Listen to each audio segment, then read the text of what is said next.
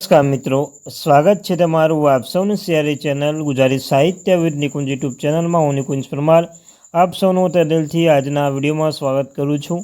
તો મિત્રો, આજના વિડીયોમાં વાત કરવાના છીએ આંગણવાડી ભરતી 2025-26. તમે જાણો છો કે ગુજરાત સરકાર દ્વારા ભૂપેન્દ્ર પટેલ સરકાર દ્વારા આંગણવાડી ભરતીઓ જાહેર કરવામાં આવી છે.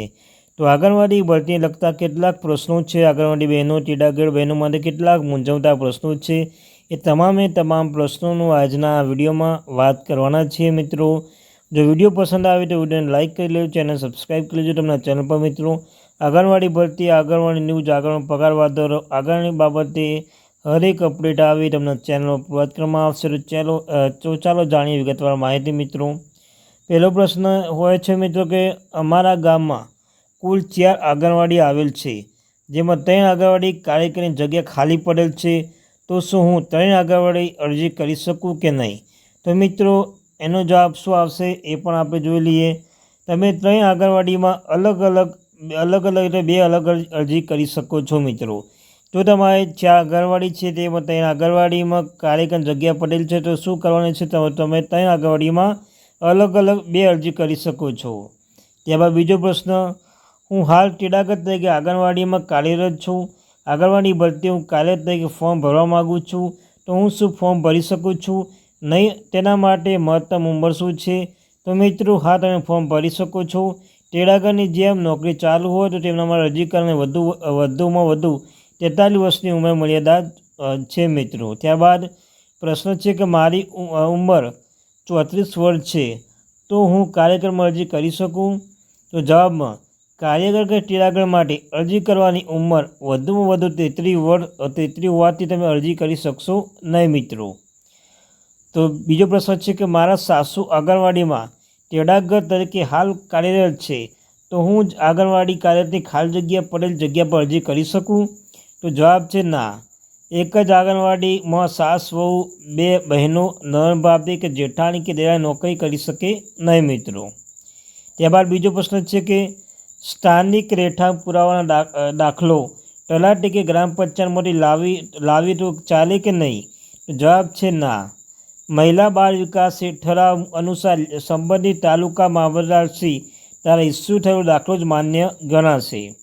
ત્યારબાદ આંગણવાડી આવેલ જાહેરાત મુજબ અમારા ગામમાં કોઈ જગ્યા ખાલી નથી, પરંતુ બાજુના ગામમાં કાર્યકરની જગ્યા ખાલી છે, તો હું ગામમાં ફોર્મ ભરી શકું? તો જવાબમાં છે મિત્રો, તમે અન્ય ગામમાં ફોર્મ ભરી શકો નહીં. જે આંગણવાડી જગ્યા હોત તો જ સ્થાનિક બહેન તેમાં ફોર્મ ભરી શકે. પ્રશ્ન છે કે અમે 5 વર્ષ બરોડા રહીએ છીએ. આવેલા આંગણવાડી જાહેરાત મુજબ ટીડાગઢની બરોડામાં ખાલી પડેલ જગ્યા પર હું અરજી કરી શકું છું? જવાબ કે ના. તમારા ડોક્યુમેન્ટ પ્રમાણે તમે જ્યાંના રહેવાસી છો, એટલે કે જ્યાંનું આપણું ચૂંટણી કાર્ડ છે ત્યાંની જ તમે જગ્યા માટે અરજી કરી શકો છો. ત્યારબાદ બીજો પ્રશ્ન છે કે મેં ધોરણ 12 પછી CCC અને MLT કોર્સ કરેલ છે, તો મેરિટમાં ગણતરીમાં લેવાશે? જવાબ છે કે આપે સ્નાતક કે અનુસ્નાતક કોર્સ કરેલો હશે તો જ ગણતરીમાં લેવાશે, અથવા CCC કે MLT કોર્સ ગણતરીમાં લેવાશે નહીં. એનો મિત્રો કે તમારું સ્નાતક અનુસ્નાતક 2 MA કરેલું ફરજિયાત છે મિત્રો. પ્રશ્ન છે કે મેં PTC કોર્સ કરેલ છે અને હું આંગણવાડી કાર્યકરનું ફોર્મ ભરી શકું? તો જવાબ છે હા. આંગણવાડી કાર્યકરનું ફોર્મમાં લઘુત્તમ શૈક્ષણિક લાયકાત ઉપરાંત PTC, પ્રી-PTC, B.Ed અથવા ધોરણ 12 પછીના કોઈપણ ડિપ્લોમા કોર્સ અથવા સ્નાતક કોર્સ વગેરે કોર્સ માટે ગુણભાર આપેલ છે, અને જેમાં આપ આપની પસંદગી કોઈપણ કોર્સ દેખાડી દાવેદારી કરી શકો છો મિત્રો. કે બીજો પ્રશ્ન છે કે મારે 12માં માર્કશીટ ખોવાઈ ગયેલ છે તો ઝેરોક્ષ અપલોડ કરી શકું? તો મિત્રો, જો તમારા ધોરણ 12ની જે માર્કશીટ ખોવાઈ ગઈ તો તમે શું કરી શકો? તો એનો જવાબ છે ના. ત્યારબાદ બીજો પ્રશ્ન છે મિત્રો, બીજો કયો પ્રશ્ન છે એ પણ જોઈ લેશે. એન્ડ સુધી બનાવી લેજો મિત્રો. ત્યારબાદ જે માહિતી છે કે અરજી ફોર્મ ભરતી વખતે જરૂરી અભ્યાસક્રમ પરિણામ જાહેર થયું નથી, તો શું ફોર્મ ભરી શકું? જવાબમાં કે ના. ઉમેદવારની પસંદગી મેરિટ આધારિત હોય. માર્કશીટ જરૂરી છે. અરજી કરવાની છેલ્લી તારીખ અન્ય કટ ઓફ ડેટ ગણવામાં આવશે મિત્રો. ત્યારબાદ પ્રશ્ન છે કે અનામત જાતિ માટે મારી પાસે સમાજનો દાખલો છે, તો અપલોડ કરું તો મેરિટમાં માન્ય ગણાશે? જવાબ છે ના. સરકારશ્રીના દ્વારા નિયત કરેલ અધિકારીશ્રીનો દાખલો હોવો ફરજિયાત છે। ત્યારબાદ મેં કોલેજના 2 વર્ષ પૂર્ણ કરેલ છે, પાસ છું, પરંતુ ત્રીજા વર્ષમાં પૂર્ણ કરેલ નથી, નાપાસ છું, તો 2 વર્ષના માર્ક્સ ઉમેરી શકશો? જવાબ છે કે ના, માત્ર સફળતાપૂર્વક પૂર્ણ કરેલ ડિગ્રી કોર્સની વિગત જ ઉમેરવાની રહેશે મિત્રો। પ્રશ્ન છે કે જાહેરાતમાં દર્શાવેલા આંગણવાડી અન્ય આંગણવાડીમાં હું તેડાગર તરીકે ફરજ બજાવું છું, તો મને પહેલાં પસંદગી અગ્રતા લાભ મળશે? જવાબ છે ના। 25/11/2019ના જે ઠરાવ મુજબ નિયમ 6.6.1 થી 6.6ના સમાન આંગણવાડીમાં ફરજ બજાવતા તેમજ શ્રાવણની તમામ શરતો આધીન અગ્રતા લાભ મળશે। પ્રશ્ન છે કે જાહેરાતમાં દર્શાવેલ આંગણવાડી વિસ્તારમાં હું 2 વર્ષથી જ રહું છું, તો હું ફોર્મ ભરી શકું?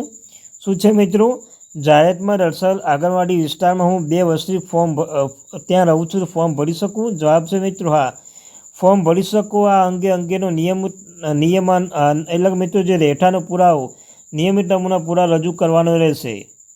ત્યારબાદ મિત્રો જોઈ લઈએ આપણે કે બીજો કયો પ્રશ્ન છે, જન્મ તારીખ પુરાવા માટે કયા આધાર માન્ય રહેશે? જન્મ તારીખ, દાખલો, શાળા સોડાનું પ્રમાણપત્ર, ધોરણ 10નું ક્રેડિટ સર્ટિફિકેટ।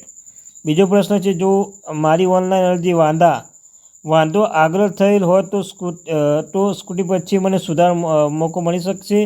જવાબ છે ના, 36 વર્ષની તક મળશે નહીં। ત્યારબાદ આંગણવાડી કાર્યકર તરીકે પસંદગી પ્રક્રિયામાં ઓનલાઈન અરજદાર B.Ed કોર્સ, સ્નાતક કોર્સ પાસ વિગતે દર્શાવી શકાય? જવાબ છે હા।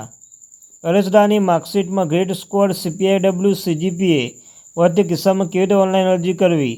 જવાબ છે આ કિસ્સામાં અરજદાર યુનિવર્સિટી કોલેજ દ્વારા જારી કરવામાં આવેલા ગ્રેડ સ્કોરમાંથી ગુણ ટકાવારી ગણતરી અથવા યુનિવર્સિટી કોલેજ પાસેથી એ ગણતરી થયેલ માર્ક્સ કે ટકાવારી પ્રમાણપત્ર માર્કશીટ મેળવવાનું રહેશે તથા તેને અપલોડ કરવાનું રહેશે। આ ઉપરાંત મુજબ માર્ક્સ ટકાવારી અરજી ફોર્મમાં દર્શાવવાની રહેશે મિત્રો। બીજું છે નિમણૂક હુકમ મળવાથી કેટલો સમય ફરજ પર જોડાવાનું રહેશે? નિમણૂક હુકમ મળ્યા 10 દિવસમાં તમારે ફરજ પર હાજર થવાનું રહેશે। મેરિટ જાહેર થયા બાદ મેરિટ બાબતે કંઈ ફરિયાદ અપીલ હોય તો અરજદાર કેવી રીતે કરી શકે છે? જવાબ, આ બાબતે ઓનલાઈન મેરિટ યાદી જાહેર થતા બાદ અરજદારની મેરિટ યાદી અંગે અપીલ, રજૂઆત, ફરિયાદ મેરિટ જાહેર થવાની 10 દિવસની મુદત દરમિયાન ઓનલાઈન પદ્ધતિ દાખલ કરી શકશે મિત્રો। જે કિસ્સામાં અરજદાર એક કરતાં વધારે પ્રયત્ન પરીક્ષા પાસ કરો તેવા કિસ્સામાં માર્ક્સ ટકાવારી ઓનલાઈન અરજી કેવી રીતે દર્શાવવામાં આવે છે? તો મિત્રો એક રીતે વધુ પ્રયત્ન પાસ થનાર ઉમેદવાર જે રીતે માર્કશીટ પાસ થયેલો વિષયના ગુણ જણાવવામાં રહેશે। ત્યારબાદ નાપાસ થયેલા વિષયના કિસ્સામાં ફરીથી પાસ થયેલ વિષયનો ગુણ ગણવાના રહેશે મિત્રો। ત્યારબાદ વાત કરી લઈએ અરજદાર પ્રમાણપત્ર અપલોડ કરવાનું શું ધ્યાન રાખવું? પ્રમાણપત્ર અસલ નકલમાં કલર સ્કેન કરીને PDF ફોર્મેટ સ્કેન કરવાનું રહેશે। આ બાબતથી દરેક પ્રમાણપત્ર સાઇઝ 2 MBથી વધારે હોવી જોઈએ નહીં મિત્રો। તો આ તે મારી, થેન્ક યુ વેરી મચ।